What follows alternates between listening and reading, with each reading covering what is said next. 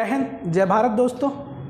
वर्तमान मध्य प्रदेश के एग्ज़ाम की डिमांड को देखते हुए, मांग को देखते हुए हमने जलप्रपातों के क्षेत्र में एक छोटा सा सार्थक प्रयास किया है और उस प्रयास की यात्रा हम शुरू करेंगे। बिल्कुल समय ना गवाते हुए प्रयास की यात्रा को शुरू करेंगे। हम मध्य प्रदेश में कहते हैं जलप्रपातों की शुरुआत करेंगे, तो हम आते हैं नॉर्थ से ही। सबसे पहले तो यहाँ सुल्तानगढ़ी का जलप्रपात मिलेगा पार्वती नदी पर, जो कि चंबल की सहायक नदी है।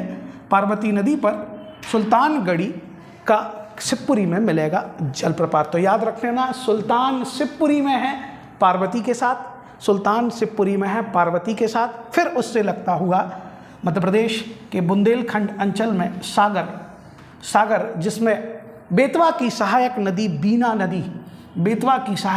बीना नदी पर सागर में राहतगढ़ जलप्रपात या भालकुंड जलप्रपात बनता है।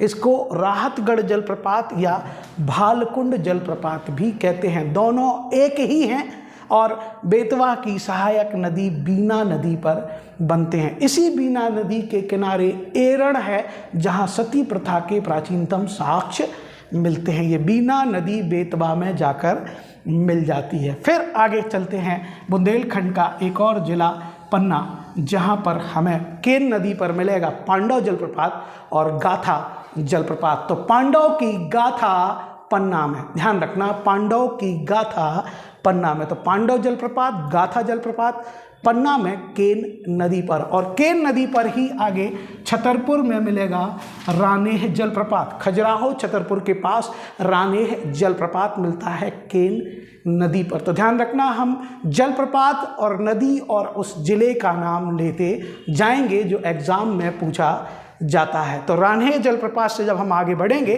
तो मध्य प्रदेश के रीवा, जहाँ कोई बहुत बड़ी नदी नहीं है लेकिन वहाँ जलप्रपातों की भरमार है, वहीं पर है मध्य प्रदेश का सबसे ऊंचाई पर स्थित जलप्रपात बीहड़ कहते हैं आपका बहुटी बीहड़ नदी की सहायक नदियों पर ये जलप्रपात हैं। बहुटी, चचाई और केवटी, जिसके लिए हमारा एक फॉर्मूला भी है जिसको हमने लिखा है बचके, फॉर्मूला भी है। अगर आप बचके याद कर लेंगे तो रीवा में बचके, तो बचके से आ जाएगा बा से बहुटी, चा से चचाई और का से केवटी। सबसे ऊंचा है बहुटी जो 158 मीटर ऊंचा है।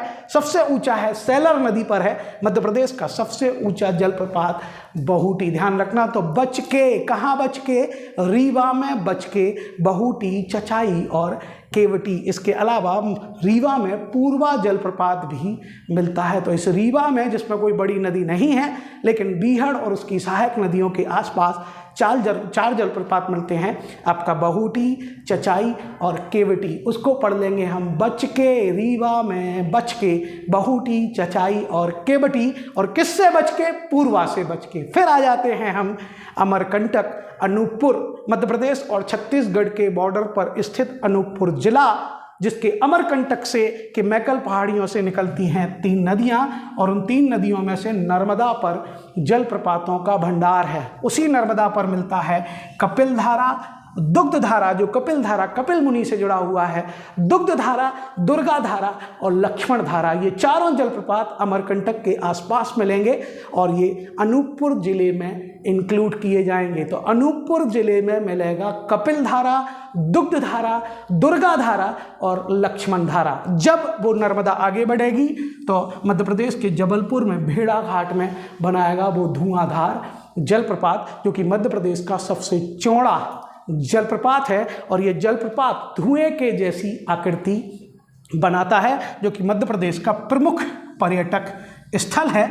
और जबलपुर में बनेगा धुआंधार जलप्रपात। नर्मदा नदी आगे बढ़ती है और खंडवा में ददरी और मानधाता जलप्रपात बनाती है। ददरी और मानधाता जलप्रपात खंडवा में, और सहस्त्रधारा जलप्रपात महेश्वर खरगोन में बनाती है। सहस्त्रधारा जलप्रपात खरगोन महेश्वर में बनाती है। अब हम देखेंगे मध्य प्रदेश की एक नदी जो इंदौर के जाना पाव से निकलती है।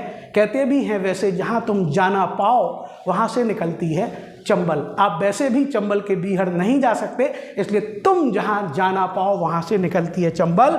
और ये चंबल भी इंदौर जिले में ही 3 से 4 लगभग जलप्रपात बनाती है। झाड़ी देह, झाड़ी दाह जलप्रपात, शीतला माता जलप्रपात और पाताल पानी जलप्रपात। और यही चंबल नदी मध्य प्रदेश और राजस्थान के बॉर्डर पर कोटा में बनाती है चूलिया जलप्रपात। तो चंबल पर चूलिया जलप्रपात या चूलिया, झाड़ी देह, शीतला माता और पाताल पानी को एक साथ याद करने के लिए आप याद कर सकते हैं कि चूल्हे को झाड़ी के जलाने से जलाया और शीतल पानी पाताल से लेके आए। चूल्हे को चूल्हे बोले तो चूलिया, झाड़ीदा बोले तो झाड़ी से जलाया और शीतल पानी शीतला माता और पाताल पानी बोले तो पाताल पानी से लेके आए आपका पानी। तो ये चंबल पर 4 आपके कहते हैं जलप्रपात बनेंगे। चूलिया जलप्रपात कोटा में मिलेगा और ये चंबल पर 3 जलप्रपात इंदौर में मिलेंगे, पाताल पानी, शीतला माता और झाड़ी देह। इंदौर में एक टिंचा फॉल भी मिलता है जो टिंचा नदी पर है, जो चंबल की सहायक नदी है। तो इस तरह हमारी यात्रा, हाँ एक पर्वतीय भी हमारे थोड़े से जलप्रपात छूट रहे थे कि पर्वतीय जलप्रपात कहते हैं सतपुड़ा पर्वत श्रृंखला में पचमढ़ी में जलप्रपात मिलेंगे और उनकी उत्पत्ति पर्वतीय होगी, वो नदियाँ नहीं होंगे। तो पर्वतीय में रजत, अप्सरा और डचेस, रजत, अप्सरा और डचेस जो भी हैं, रजत, अप्सरा, डचेस, ये होशंगाबाद घूमने गए, पचमढ़ी घूमने गए, रजत, अप्सरा और डचेस ये जलप्रपात मिलेंगे पचमढ़ी होशंगाबाद में। ऐसे ही एक पर्वतीय जलप्रपात गांगुल धारा जलप्रपात मिलेगा बालाघाट, जो कि मध्य प्रदेश का दक्षिण पूर्वी जिला है, जहां बैनगंगा नदी बहती है। एकमात्र नदी है जो दक्षिण की ओर बहती है और गोदावरी में मिल जाती है। उस बैनगंगा नदी पर मिलेगा आपका कहते हैं गांगुल धारा जलप्रपात। एक और जलप्रपात देवास में शंकर खो जलप्रपात देवास में नवीन स्रोतों में हमें मिला है। तो ये है मध्य प्रदेश के जलप्रपातों की यात्रा। मध्य प्रदेश की जानकारी के लिए, ऐसी ही जानकारी के लिए आप हमसे जुड़े। जय हिंद, जय भारत दोस्तों।